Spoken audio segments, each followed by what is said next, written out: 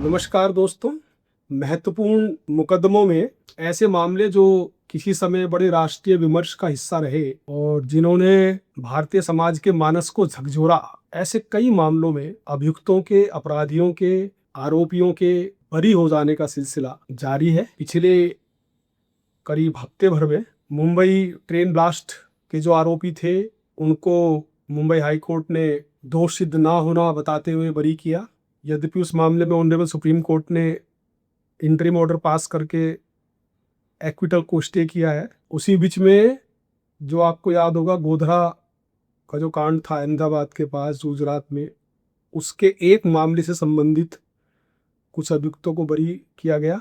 उसके बाद आपको पहले याद ही होगा कि जो एक निठारी कांड था 2006 का, उसमें अभी अभी कल फैसला आया है और उसमें ऑनरेबल सुप्रीम कोर्ट ने इलाहाबाद हाई कोर्ट का फैसला, जो कि 2023 का था, जिसमें के दो मुख्य अभियुक्त थे, बड़े चर्चित नाम रहे, मनिंदर सिंह पंधेर और सुरेंद्र कोहली, तो उनको इलाहाबाद हाई कोर्ट ने बरी कर दिया था। उस जजमेंट को, उस निर्णय को बरी करने के जो आदेश था उसको अपहेल्ड किया है। यद्यपि सुरेंद्र कोहली एक मामले में अभी आजीवन कारावास की सजा भुगत रहा है और वो जेल में रहेगा।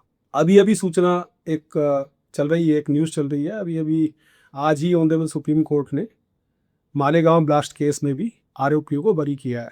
सवाल दोस्तों जो मैं आपसे डिस्कस करूंगा वो उसका केवल एक ही पर्पज़ है, एज ए प्रोफेशनल, और जो भी हमारे दर्शक इसको वीडियो को देखेंगे, वो चाहे मेरे पुलिस के परिवार के लोग हों या जनता के लोग हों या कानून के विद्यार्थी हों, एक सवाल दिमाग में कौनता है प्रोफेशनल होने के नाते कि ऐसी क्या है समस्या हो जाती है हमारे प्रोसिक्यूशन में या इन्वेस्टिगेशन में, क्या प्रॉब्लम है कि जो भी बड़े मामले होते हैं, नामचीन मामले होते हैं, उनमें से अधिकतर में इन्वेस्टिगेशन या प्रोसिक्यूशन के स्टेज पर संबंधित के द्वारा कोई इस तरह की लापरवाही या चूक घटित हो जाती है जिसका लाभ बाद में अभियुक्तों को मिल जाता है। इसकी हम बात करें निठारी कांड की, तो नोएडा में एक निठारी गांव है। सन 2006 में 29 दिसंबर में जो सूचना प्राप्त हुई, तो पहली सूचना प्राप्त हुई थी कि 8 नरकंकाल, एक मनिंदर सिंह पंधेर हैं, इनकी जो उनका घर है, इनकी कोठी है, उसके पीछे नाला जाता है, नाले में उस नरकंकाल मिलने की सूचना पुलिस को प्राप्त हुई। 8 नरकंकाल मिले। उसके बाद इसमें मुकदमा कायम हुआ, प्रिलिमिनरी इन्वेस्टिगेशन शुरू की गई और आरंभिक कार्रवाई के दौरान इसकी मजे की बात है कि इसमें बहुत दिनों से जो आसपास के इलाके के थे गरीब परिवारों के बच्चे या महिलाएं, उनके गायब होने की शिकायत मिल रही थी, जिसको कि स्थानीय पुलिस ने अपेक्षित गंभीरता के साथ नहीं लिया और उसका परिणाम ये हुआ कि एक बहुत बड़ी घटना घटित हो गई।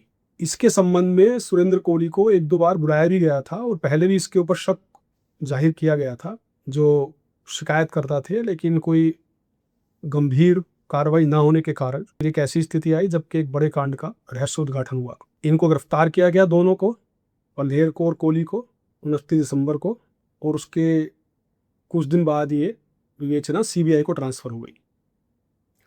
सीबीआई ने अपनी जो भी कार्रवाई थी, उनके बयान हुए, कन्फेशन कराया गया, उसके बाद सर्कमस्टेंशियल एविडेंस इकट्ठा किया गया और ट्रायल कोर्ट से कुछ मामलों में ये बरी हुए और कुछ मामलों में पंधेर को और कोहली को फांसी की सजा सुनाई गई, जिसके खिलाफ ये दोनों अभियुक्त माननीय उच्च न्यायालय इलाहाबाद गए। वहाँ क्रिमिनल अपील की सुनवाई हुई और उस अपील में एक रिम्पा हल्दर का मामला था। उसमें सुरेंद्र कोहली की फांसी की सजा को आजीवन कारावास में बदलते हुए माननीय उच्च न्यायालय ने पंधेर को पूर्णतः बरी कर दिया। तो पंधेर 2023 से जेल से बाहर है, जबकि कोहली अभी जेल में बंद है और आजीवन कारावास की सजा पूरा कर रहा है। इसमें जो दो तीन, वैसे तो बहुत बड़ा ये मामला है, बहुत पुराना है, बहुत इसमें विवेचनाएं हुई और कई बार इसमें सुप्रीम कोर्ट में मामला गया। जब फांसी की सजा हुई थी तो उसमें मर्सी पटिशन का भी एक इशू आया था, तब भी एक रिट हुई थी। कोहली को फांसी होने वाली थी, रात को उस पर स्टे ऑर्डर हुआ और माननीय कोर्ट की तरफ से कहा गया कि चूंकि इसमें विलंब इतना ज़्यादा हो गया है कि अब ये जस्टिफाई नहीं ठहराया जा सकता। इस तरह की बहुत इसमें दांव पेच, कानूनी दाव पेच हुए हैं। उसके बाद जो मोटा मोटा जो हमें एक विद्यार्थी के रूप में, एक जानकार के रूप में समझना जितना जरूरी है, उतना मैं आपको बता रहा हूँ।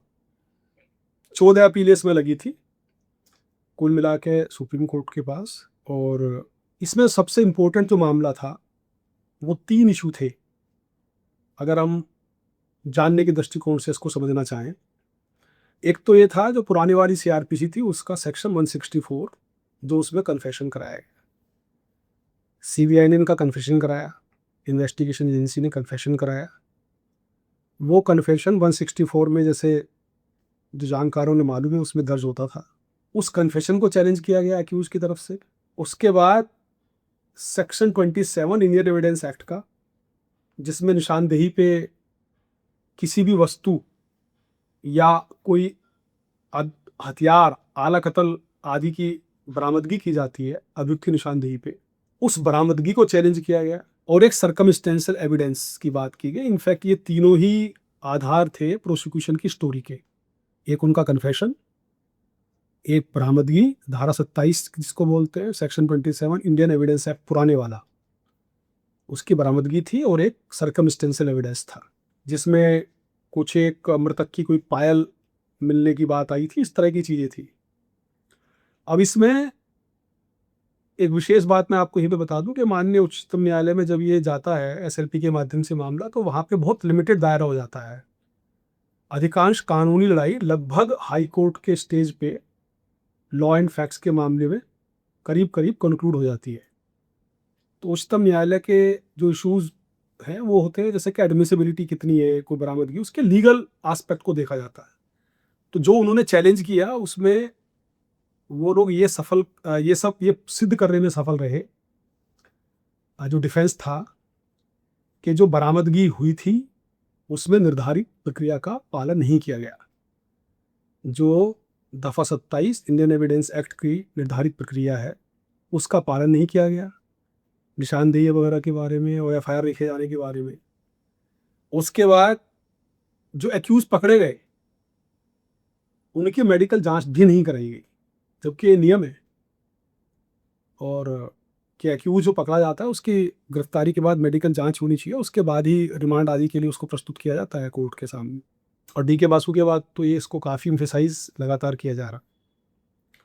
इसका लाभ अभियुक्तों को मिला।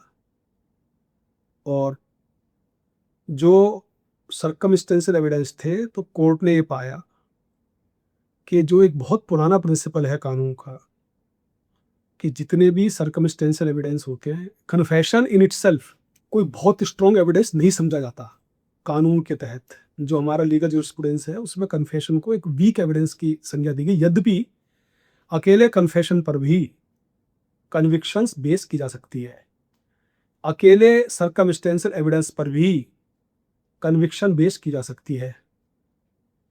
इनफैक्ट मैक्सिमम जो मामले होते हैं उद्घाटन वाले पुलिस के, और अधिकांशतः जो संपत्ति संबंधी मामले या अनआइडेंटिफाइड डेड बॉडी मिलने के मामले या अननेम्ड क्राइम के जितने मामले होते हैं, जहां पर के वर्कआउट करना जिसको कहते हैं, अनावरण किया जाता है, उद्घाटित किया जाता है मामले को पुलिस के द्वारा, उनमें से अधिकांश में सर्कमस्टेंशियल एविडेंस की ही मदद ली जाती है।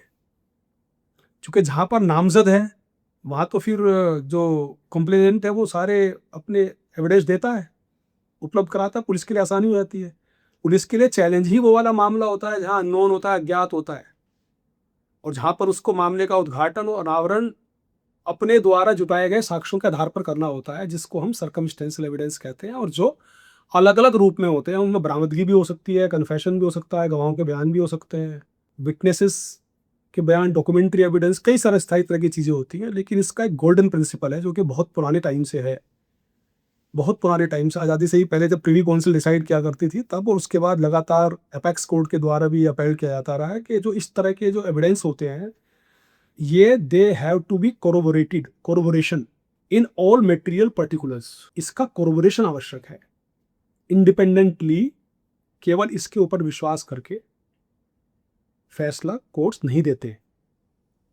तो अगर कोई कन्फेशन या बरामदगी या सर्कमस्टेंशियल एविडेंस या को एक्यूज का बयान भी इसी कैटेगरी में आता है, जो कि यद्यपि इस मामले का वो विषय नहीं है, फिर भी ये सारे के सारे अपने आप में individually weaker class of evidence है। लेकिन अगर मटेरियल पर्टिकुलर्स में यानी कि संबंधित सर्कमस्टेंशियल एविडेंस से यदि कोरोबोरेट हो जाते हैं तो सजा इसके ऊपर बेस की जा सकती है, कन्विक्शन बेस हो सकता है।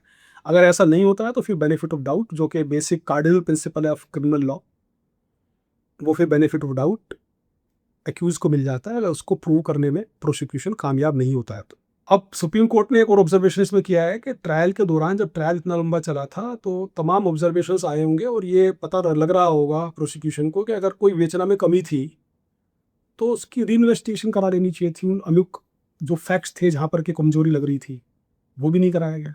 173(8) सुना होगा आप लोगों ने, पुरानी सीआरपीसी का, उसमें ये शक्ति निहित थी माननीय न्यायालय में कि आईओ की रिक्वेस्ट पर जो ट्रायल कोर्ट है वो किसी भी स्टेज पर जजमेंट सुनाने से पहले या क्लोज करने से पहले, एविडेंस क्लोज करने से पहले री इन्वेस्टिगेशन किसी भी बिंदु पर ऑर्डर कर सकते हैं। वो 173(8) सीआरपीसी पुराने वाली प्रोविजन था, उसका भी इसमें एक कहिए कि जिक्र आया। उसके बाद एक बड़ी इसमें कुछ बातें और सीखने वाली हैं जो वास्तव में अगर उसके दूसरे दृष्टिकोण से देखें तो एक बहुत ही रोचक कथानक लगता है।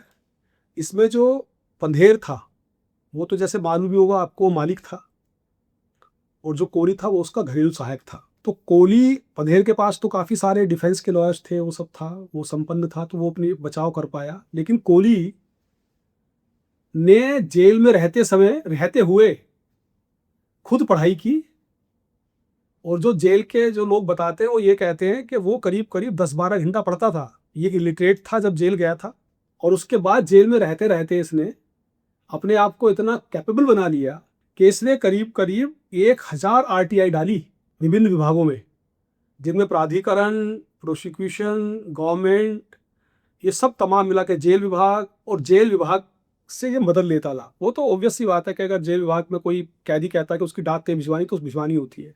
लगभग 1 लाख पन्नों की आरटीआई डाली इसने और उसमें जो जवाब मिले उसका जो विरोधाभास था, अलग अलग सूचनाओं में, अलग विभागों की सूचनाओं में, अलग अलग समय पर दिए गए सूचनाओं में विरोधाभास था, वो भी इसको एक लाभ मिलने का कारण रहा, जिसके कारण पहले हाई कोर्ट ने फांसी को एलआई में, लाइफ इम्प्रिजनमेंट में तब्दील किया और अब सुप्रीम कोर्ट से एक केस में तब्दील किया और बाकी सब में बरी किया और अब सुप्रीम कोर्ट से तो मोहर लग गई। तो ये एक निश्चित रूप से वो एक्यूज्ड है, अपराधी है, वो एक अलग इशू है, लेकिन एक ये बड़ा रोचक तथ्य है कि किस प्रकार से उसने अपना केस लड़ा। उसके अलावा एक और तथ्य इसमें बड़ा विचारणीय है जो सोचने को मजबूर करता है कि पुलिस को भी सारी इन्वेस्टिगेशन का सिखाई जाती है, पूरे कैरियर में पुलिस की सिखलाई होती है। ये हर स्तर के अधिकारी, चाहे वो आईओ, सब इंस्पेक्टर लेवल के, चाहे सुपरवाइजरी ऑफिसर हो, सभी को इन्वेस्टिगेशन का ज्ञान दिया जाता है। ये पुलिस ने इन्वेस्टिगेशन की, उसके बाद फिर सीबीआई ने की, जो कि हमारी शीर्ष विवेचना संस्था है, प्रीमियर इन्वेस्टिगेशन एजेंसी है हिंदुस्तान की। मुंबई जो ट्रेन ब्लास्ट थे उसमें एटीएस ने विवेचना की थी, बहुत ही प्रतिष्ठित एजेंसी है। मालेगांव में एनआईए ने विवेचना की। ये सारी की सारी विशेषज्ञ एजेंसी है और बहुत ही प्रोफेशनली कॉम्पिटेंट एजेंसीज हैं और इनके पास बहुत काबिल अधिकारियों की फौज है और निश्चित रूप से लीगल असिस्टेंस भी अवेलेबल रहती है सारी एजेंसीज के पास। इनका अपना सबके लीगल विंग्स हैं जहां उसकी लगातार लीगल वेटिंग होती है, हर एक प्लीडिंग्स की, आर्गूमेंट्स की, केस डायरी की बहुत गहन परीक्षण होता है। उसके बाद सारे डॉक्यूमेंट्स कोर्ट भेजे जाते हैं और एक से एक जो पूरी विवेचना का कथानक है उसकी चूल से चूल मिलाई जाती है। उसके बाद भी डिफेंस प्रोसिक्यूशन की स्टोरी में होल करने में, छेद करने में कामयाब हो जाता है। ये एक विचारणीय और शोध का विषय है और एक प्रशिक्षण का, केस स्टडी का विषय है, ताकि हम अपने जो अधिकारी हैं सेवारत उनको, और जो ट्रेनिंग में आएंगे या आ रहे हैं आने वाले समय में, कैसे इस कार्य में सुधार लाया जाए। ये बहुत ही एक विचार है सोचने का कि किस प्रकार से बार बार आर्गूमेंट्स को पढ़ना चाहिए, जो डिफेंस के लॉयर्स ने आर्गूमेंट दिए और जो माननीय न्यायालयों के निर्णय हैं उन्होंने किस बात पर एम्फेसाइज किया है, उसको हम कैसे अपनी वर्किंग में इम्प्रूव कर सकते हैं। ये बहुत बड़ी सीख है। मेरा उद्देश्य भी वास्तव में आज की ये वीडियो बनाने का स्पष्ट है, किसी पे कोई उंगली नहीं, किसी के किसी पॉलिटिक्स से मतलब नहीं, ना किसी की इनकॉम्पिटेंसीज पे कोई मेरी टिप्पणी है, ना किसी पे कोई कोई प्रश्न चिन्ह है। केवल ये कि इससे सीखने के लिए क्या है, क्यों जो बहुत हाइलाइटेड केसेस होते हैं उनमें अक्सर इन्वेस्टिगेशन और प्रोसिक्यूशन को अपेक्षित सफलता नहीं मिल पाती है, कुछ मामलों को छोड़कर। शायद इसके पीछे ये भी होता होगा कि जब घटना होती है तो शुरुआत के कुछ दिनों में जिस प्रकार से मीडिया का प्रेशर, खबरों का दबाव, और जिसको हम लोग मीडिया ट्रायल भी कह देते हैं, उसके चलते भी शायद केस को अनावरण करने की जो प्रेशर होता है उसमें जल्दबाजी में शायद कुछ चीज़ें, प्रक्रियात्मक चीज़ें हम लोग मिस कर देते हैं। अब जैसे फॉर एग्जांपल कन्फेशन जो था उसमें कोई सिग्नेचर नहीं था कोनी का। ये सुप्रीम कोर्ट ने बताया, हाई कोर्ट ने बताया था, सुप्रीम कोर्ट ने भी उसको कन्फर्म किया है। इलाहाबाद हाई कोर्ट में प्रोसिक्यूशन ने कहा कि हमारे पास एक ऑडियो वीडियो है, इसका एक चिप है, वो हम देंगे, जिसमें कि उसके जो कमरे की, जहाँ पर ये सब, उनका कहना ये था प्रोसिक्यूशन का कि अंधेरे के कमरे में उनकी हत्या की गई और बाद में जो नरकंकाल था उसको पीछे नाले में, जमीन में दबा दिया गया। तो जिस कमरे में कहा गया था कि वहाँ पे खून के धब्बे, खाल के टुकड़े, फ्लैश के टुकड़े ये सब मिले हैं, उसकी एक वीडियो बनाई है हमने। जो उसकी चिप दी गई वो अलग थी कोई। अब ये तो कई सारी चीज़ें बहुत सोचने को मजबूर करती हैं। तो उसके बाद फिर कन्फेशन, जैसा कि मुंबई ब्लास्ट वाली वीडियो मैंने बताया था, वहाँ पे कन्फेशन को नॉट रिलायबल मान दिया हाई कोर्ट ने। हाई कोर्ट ने कहा कि इनका टॉर्चर की शिकायत जो है वो जेन्युइन प्रतीत होती है। तो इन सारी चीज़ों को लेके प्रोसिक्यूशन की स्टोरी में जो डिफेंस के जो पक्ष था, बचाव पक्ष, उसने जो होल किया उसका लाभ बेनिफिट ऑफ डाउट के रूप में एक्यूज को मिला। और ये हमारे कानून का, क्रिमिनल लॉ का बेसिक सिद्धांत है कि 1000 दोषी बच जाए लेकिन एक निर्दोष को दोषी नहीं ठहराया जाना चाहिए या उसको कन्विक्ट नहीं किया जाना चाहिए। सवाल फिर वहीं का वहीं आता है, किसरे वारा। मुंबई ट्रेन ब्लास्ट में 189 लोग की मृत्यु, 800 लोग घायल, निठारी में 19 मासूम बच्चे और महिलाएं, और मालेगांव में 6 लोग की मृत्यु और तमाम घायल। इससे पहले भी कई ऐसे चर्चित मामले हुए जिनमें कि जुडिशियल स्क्रूटनी के बाद प्रोसिक्यूशन की स्टोरी स्टैंड नहीं कर पाई। आपको याद होगा वहाँ बहुचर्चित आरुषि हत्याकांड कुछ वर्षों पहले हुआ था, महेंद्र भाटी हत्याकांड, एक इंजीनियर अंकित चौहान का हत्याकांड था। जो भी हाईलाइटेड मामले हैं उनमें कई बार ऐसा हुआ है कि वो जुडिशियल स्क्रूटनी को, हमारा प्रोसिक्यूशन का जो पूरा काम है, जो क्लेम्स हैं, वो जुडिशियल स्क्रूटनी के सामने वैलिडेट नहीं हो पाए। जैसा मैंने शुरू में कहा था कि ये सीखने की चीज़ है। मेरा पर्पस भी यही है कि हम अपने आप को, कुछ दिमाग को उद्वेलित करें, मंथन करें। कुछ लोगों ने भी अगर ये किया आज के मेरे इस वार्तालाप के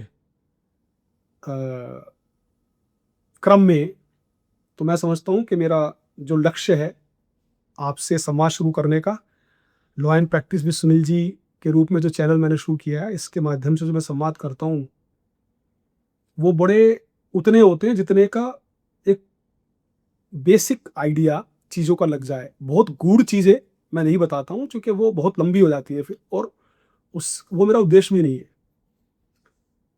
तो ये मैं आपके माइंड्स को एजिटेट करना चाहता हूँ कि हम यह देखें कि हमारी विवेचना का कार्य जा कहाँ रहा है। देखिए, पुलिस के दो मुख्य रूप से कार्य, बहुत सारे कार्य हैं। अब तो हालत यह है कि जो किसी का कार्य नहीं है वो पुलिस का कार्य है, और पुलिस के जो अपेक्षाएं हैं पुलिस से, समाज की, सिस्टम की, जुडिशरी की, मीडिया की, कमीशंस की, बॉसेस की, पॉलिटिकल बॉसेस की, वो अथाह हैं, अनंत हैं। चाहे वो मेले से लेकर, परीक्षा से लेकर, वीआईपी ड्यूटी से लेकर, ट्रैफिक से लेकर, बाढ़, आपदा नियंत्रण, वो कोई अनएंडिंग लिस्ट है। लेकिन जो मुख्य रूप से हमारे ट्रेडिशनल कार्य हैं वो, उनमें एक विवेचना और एक लॉ एंड ऑर्डर। इनफैक्ट जो चीज़ें मैंने बताई सारी की सारी, वो कहीं ना कहीं लॉ एंड ऑर्डर में कवर हो जाती हैं।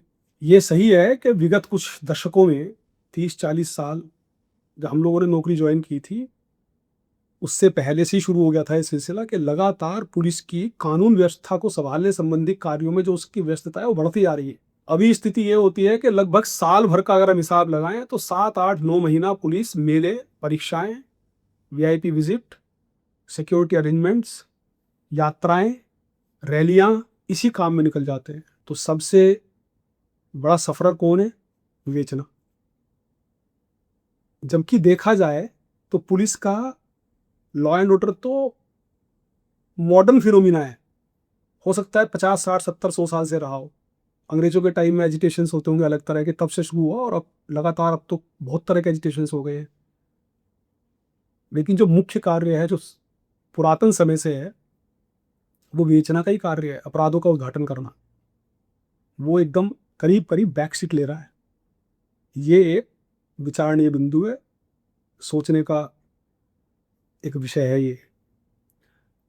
जो सबसे महत्वपूर्ण काम था वो कम महत्व का होता जा रहा है। जुडिशियल प्रोनाउंसमेंट्स भी थे, और ये प्रयास भी हुए एडमिनिस्ट्रेटिव लेवल पे कि इन्वेस्टिगेशन और लॉ एंड ऑर्डर जो पुलिस के काम हैं, इनको अलग अलग ब्रांचेस को दे दिए जाए। इसमें कंप्लायंस भी गई, एफिडेविट भी लगे, बहुत सारा काम हुआ कि 20% इन्वेस्टिगेशन में एक्सक्लूसिवली डेडिकेटेड स्टाफ रहे हर थाने पे। उसका ढांचा बनाया गया, सर्कुलर जारी हुए डीजीपी हेडक्वार्टर से। लेकिन ये प्रैक्टिकल अगर बात करें तो करीब करीब कागज पे रह गई। स्थिति वहीं की वहीं है। वही sub inspector law and order देखते हैं, और जब 7, 8, 10, 12 घंटा ड्यूटी करके आते हैं तो फिर उतना ये कहिए कि कमिटमेंट, और डेफिनेटली वो ह्यूमन बीइंग है, तो उतना एनर्जी का लेवल उनके पास नहीं होता है कि वो फिर बैठ के 2, 3, 4 घंटे कानून की बारीकियां पढ़ें, समझें, और उसके हिसाब से फिर केस डायरी काटें या विवेचना करें। तो कानून व्यवस्था और अपेक्षाओं को पूरा करने का कार्य में पुलिस की इतनी व्यस्तता हो जाती है कि ये फैक्ट है कि थाना पुलिस को विवेचनाओं के लिए, अच्छी गुणवत्तापूर्ण विवेचना करने के लिए पर्याप्त समय नहीं मिलता है, जो कि जिसमें साइंटिफिक एड्स का यूज किया जा सके। इसके लिए कई बार और भी प्रयास हुए। क्राइम ब्रांच बना दी गई हर जिले में। बहुत पहले इसमें रेंज लेवल पे, फिर जोन लेवल पे, फिर रेंज लेवल पे डिप्टी एसपी के प्रभार के अंदर क्राइम ब्रांच बनाई गई। फिर सारे जिलों में बना दी गई, एक एक deputy SP, DSP crime, CO crime होने लगे। अब करीब करीब सब जगह एडिशनल एसपी क्राइम हो गए हैं। कमिश्नरेट में डीसीपी हेडक्वार्टर एंड क्राइम, कहीं कहीं डीसीपी क्राइम अगेंस्ट वुमेन। इतना सारा कुछ होने के बाद भी हमारी विवेचनाओं की गुणवत्ता में अपेक्षित सुधार जो नहीं हो पा रहा है, उसकी तरफ ध्यान दिया जाना बहुत आवश्यक होगा। और उसमें निश्चित रूप से ट्रेनिंग में भी मैं अपने एसपी शिप से और एडीजी तक का बता सकता हूँ कि करीब मैं 8.5, 9 साल ट्रेनिंग के विभिन्न पदों पे रहा। मैं ट्रेनिंग इंस्टीट्यूट में मिडिल लेवल पे भी रहा, फिर मैंने हेड भी किया as director UP police academy, और फिर ट्रेनिंग हेडक्वार्टर में भी मैं एडीजी रहा। मैं ये करीब करीब अधिकृत रूप से कह सकता हूँ कि जो विवेचना वाला पार्ट पढ़ाया जाता है ट्रेनीज को, वो जो शिक्षक हैं पढ़ाने वाले, वो और जो पढ़ने वाले प्रशिक्षु हैं, दोनों के ही जो जिज्ञासा का स्तर होता है, वो किसी प्रकार परीक्षा पास करके और ट्रेनिंग से निकल जाना होता है। उसके बाद रिफ्रेशर कोर्सेज हैं, बने हैं, वो नहीं हो पाते। उसके लिए निश्चित रूप से वही सब कारण बताए जाते हैं कि साहब समय नहीं है, थाने पे स्टाफ की कमी है। करीब करीब 1.25 लाख के फोर्स को देखते देखते हमें वो अब 3.5 लाख के लगभग हो गया है। 35-40 हज़ार सब इंस्पेक्टर हो गए जो 7-8 हज़ार होते थे। लेकिन वो कमी अभी भी पूर्ति नहीं हुई, और लगातार रिक्रूटमेंट लगातार हो रहा है। हर साल पिछले 8-10 सालों में काफ़ी भारी संख्या में पुलिस में रिक्रूटमेंट हुआ है। इसके लिए एटीट्यूड की ज़रूरत पड़ेगी, एप्टीट्यूड की ज़रूरत पड़ेगी। तो रिफ्रेशर कोर्स कराया जाए, ट्रेनिंग में और बेहतर जो शिक्षक है उनका, यद्यपि एकेडमीज़ में और पीटीएस पीटीसी वगैरह में तो लीगल ऑफिसर जो लॉ के जानने वाले ऑफिसर्स हैं, एपीओ पीओ एसपीओ वगैरह पढ़ाते हैं। लेकिन जो आरटीसी वगैरह में ट्रेनिंग होती है, वहाँ पे इतना एक्सपर्टीज़ नहीं मिल पाता है। और सवाल ये है कि उसको कैसे गुणा जाए, कैसे उसको विवेचना के प्रति समर्पण की भावना पैदा की जाए। एक रूटीन की विवेचनाएं होती हैं हमारी, चोरी, छिनैती, डकैती, नकबजनी, रंजिशन हत्याएं, मतलब जो बहुत हाईलाइटेड क्राइम नहीं है, उसमें बहुत गलतियां होती हैं विवेचना में। लेकिन जो ट्रायल कोर्ट्स हैं, काफ़ी सारी चीज़ों को वो एक तरह से कहिए कि मतलब उसको समझ लेते हैं कि चलिए ठीक है, गलती होगी होगी, व्यस्तता होगी, समझा देते हैं, फिर ठीक हो जाती है। कभी अगर बहुत मटेरियल नहीं है तो उसको एक रूटीन की माइनर इरेगुलरिटी मान के कभी इग्नोर हो जाता है। अन्यथा अगर उसको भी ऐसी माइक्रोस्कोप से देखा जाए जैसे कि ऑनरेबल हाई कोर्ट और सुप्रीम कोर्ट देखते हैं, तो ट्रायल के स्टेज पर ही बहुत सारे कन्विक्शन जो हो भी रहे हैं, वैसी कन्विक्शन का रेट कम है, लेकिन जो हो भी रहे हैं उनमें से भी बहुत कम हो जाएंगे। ये वास्तविकता है। हो सकता है थोड़ा सुनने वाले मेरे पुलिस परिवार के साथियों को थोड़ा हो सकता है कठोर लगे, लेकिन ये वास्तविकता है कि हम विवेचना की तरफ ध्यान नहीं दे रहे। विवेचना अच्छी करने के लिए किसी को किसी भी रूप में, पोस्टिंग के रूप में या किसी अन्य रूप में पुरस्कृत होते हुए मैंने बहुत कम देखा है।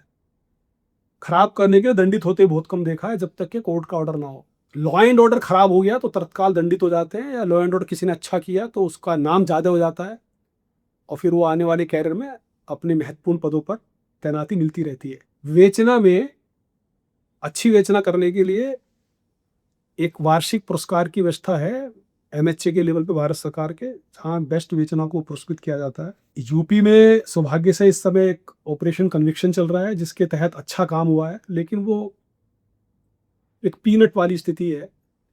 वो हर जिले में 5, 7, 10, 15 विवेचनाओं की एक सूची बना ली जाती है जो इम्पोर्टेंट है और जहाँ पर संभावना है कि इसमें थोड़ा सा मेहनत करने से, प्रयास करने से कन्विक्शन मिल जाएगी। तो जो इतना बड़ा गहरा समुंदर है उसमें जो इतनी सारी विवेचनाएं हैं, उसकी ये सही है कि कुछ जो माफिया हैं या जघन्य अपराधी हैं उनके विरुद्ध इसमें कार्रवाई करने में सफलता मिली है, भारी सफलता मिली है। लेकिन जो एक आम आदमी से रिलेटेड विवेचना है उसका इंप्रेशन अभी भी बहुत सकारात्मक नहीं है। ये अपने आप में एक सच्चाई है, कठोर है लेकिन सच्चाई है। ऑर्डरली रूम्स पहले होते थे, एसपी, सीओ, डीआईजी सभी लोग ऑर्डरली रूम्स करते थे। ये सब होना चाहिए। और मतलब आप ये सोचिए कि जो मैं भी बता रहा था कि छोटी मोटी चीज़ों को तो कोर्ट थोड़ा समायोजित कर लेते हैं समन्वय के साथ। एक डिस्ट्रिक्ट मॉनिटरिंग कमेटी की मीटिंग होती है डिस्ट्रिक्ट जज के अंडर में, जिसमें एसपी, डीएम और जिला जज होते हैं और डीजीसी क्रिमिनल होते हैं और एसपीओ होते हैं या जॉइंट डायरेक्टर प्रोसिक्यूशन। वो कमेटी का यही काम है और वो यही रणनीति बनाते हैं कि किस प्रकार से कन्विक्शन रेट बढ़ाया जाए। तो जुडिशरी इस बाकायदा एक ऑफिशियल सिस्टम का पार्ट है, ये सुनिश्चित करने के लिए कि कैसे कन्विक्शन रेट बढ़ाया जाए। लेकिन अगर बचाव पक्ष कोई ऐसी दलील रख रहा है कोर्ट में, कानूनी दाव पेच की जो लड़ाई होती है उसके दौरान, जिसको अनदेखा नहीं किया जा सकता, तो फिर कोर्ट तो सबूतों में फैसला करते हैं, फैक्ट्स और एविडेंस पे करते हैं। तो उनको उसको बचाव पक्ष तो उसका लाभ देना है। महत्वपूर्ण विषय था, मुझे लगा कि मैं आप लोगों से बात करूं और हम लोग ज़रूर इस पे सोचें और कोशिश करें। और पब्लिक के लिए भी यह है कि जहां कहीं संभव हो पुलिस की मदद करनी चाहिए, गवाही के रूप में या कोई और सूचना के रूप में। तो बस मुझे यही कहना था। बहुत बहुत धन्यवाद, शुक्रिया।